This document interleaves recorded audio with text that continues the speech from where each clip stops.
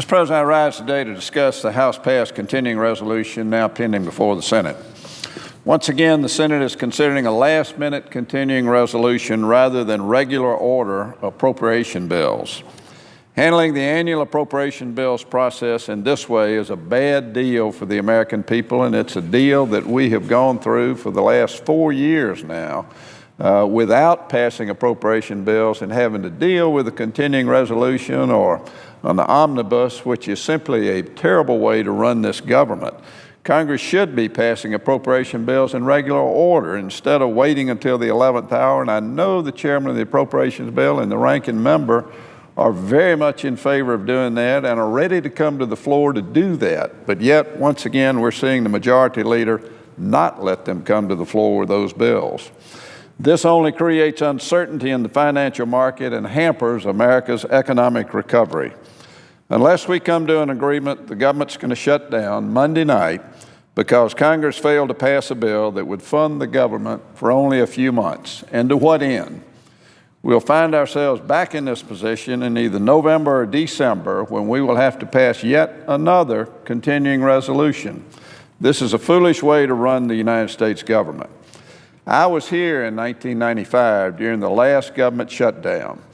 It cast a pall on the American people, seeded distrust of government, and unnecessarily harmed our economy.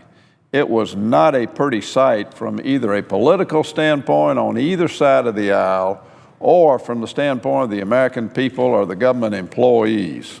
No one wins when the government is shut down, least of all the American people.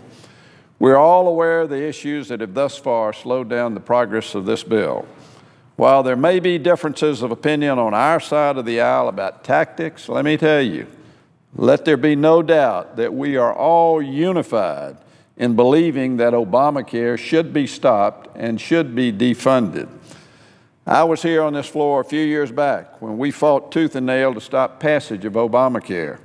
I believed it to be the worst piece of legislation that I had seen in my now going on 19 years of serving in the United States Congress. And it still is the worst piece of legislation and the most damaging piece of legislation to the American people that I've seen in those 19 years. As the October 1st enrollment date nears, President Obama's signature law continues to face several significant problems. Employers are cutting jobs and slashing employees' hours. Businesses and labor unions are unhappy and want to be exempted from the law. Families are confused, and premiums, insurance premiums, to people who can't afford it in the first place are now skyrocketing. In my home state of Georgia alone, our insurance commissioners warned us that we could see premium increases as high as 198% on middle-income families. Other states have reported similar increases. So it's no surprise that a majority of Americans believe that Obamacare should be repealed and should be replaced. I remain as committed as ever to dismantle and defund this law before it has a chance to further damage our economy and to replace it with a meaningful reform of our health care system. The continuing resolution delivered by the House of Representatives to the Senate funds the government while defunding Obamacare. It's what the American people want, and it's a bill that I support. I will oppose any attempt by Majority Leader Reid to strip defunding language from this bill. However, while I believe Obamacare is a serious threat to the future of our nation's economy, allowing a prolonged government shutdown would be counterproductive. My priority has always been the well-being of Georgians as well as the American people, and I cannot support a strategy that could cause Americans to suffer unnecessarily.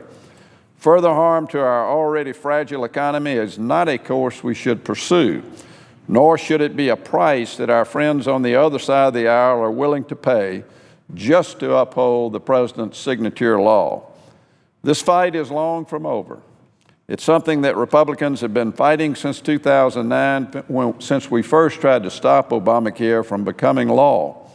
I am grateful that this debate has brought the problems with this law back into the spotlight and look forward to repealing and replacing this law at the end of the day. Mr. President, I yield the floor.